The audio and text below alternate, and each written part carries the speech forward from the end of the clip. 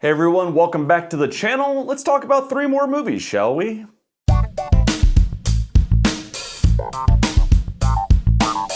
Boyhood was directed by Richard Linklater, and it took 12 years to make, because it took 12 years to make. Did I mention it took 12 years to make?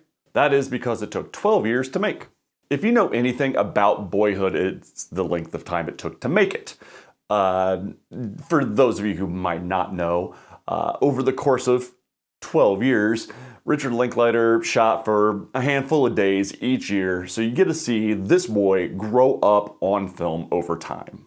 You also get to see his parents, played by Patricia Arquette and Ethan Hawke, grow older over time. It's an admirable thing to try to do in a film. I just wish it were in service of a better narrative.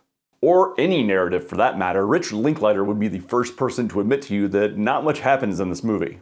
So I could talk about the film on a concept, 12 years, everybody gets old, and people would ask, well, so what happens in the movie? And I was like, not much, but I was counting on the cumulative effect. He designed his film to be a set of scenes from a memory, so it is snapshots of a child growing up, and in a way memory works sometimes.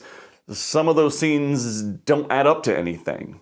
There are multiple Chekhov's guns in this film that don't come back to haunt the characters at all. Multiple mentions of texting while driving, things that are dangerous, never play out later in the film.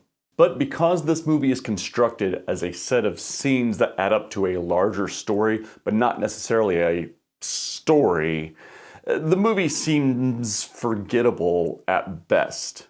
And all this would be fine in a 2-hour narrative, but this movie runs 2 hours and 45 minutes, and it goes on forever. And because of the way the movie is constructed, it just seems meandering and slow and dull.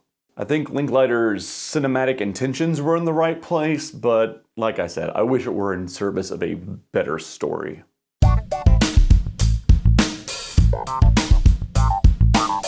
The Void answers the question, what if John Carpenter's The Thing were directed by someone like Ty West?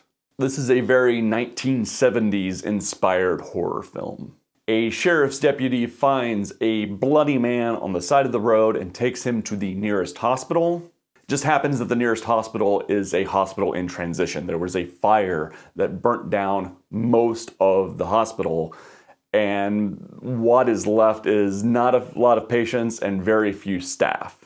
But when the sheriff's deputy arrives with this mysterious bloody man, they find themselves in a hospital in transition, now surrounded by people in cloaks with knives, and a series of monstrous elements inside the hospital.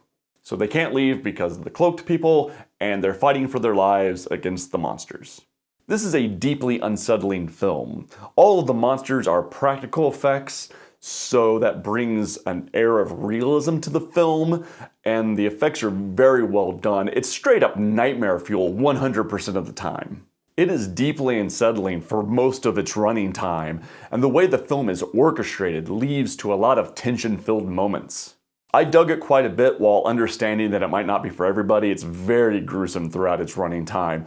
But if you like 1970s inspired horror, this might be for you.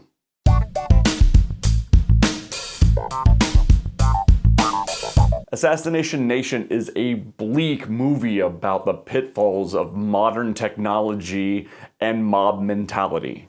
The movie is about 4 girls and what happens when a hacker attacks their town, leaking the town's secrets into full view of the public. This is a dark and bleak movie. There's no hope to be found through most of its running time. And this is in service to the film's final act, where the movie turns into the exploitation type film that it's been invoking throughout its entire first 2 acts. This movie has a very riveting visual style, which culminates in a sequence where there's a raid on a house, and it's shot in a series of single takes, and it's just breathtaking. And when those exploitation elements hit in its last act, it's somewhat cathartic for the audience as we see the culmination of everything that's happened in the film. It is a bleak, hopeless movie, but one that I found very compelling. And that is it for this episode. Have you guys seen any of these movies? I will see you in the comments, and we will see you next time on 366 2020. Thanks for watching.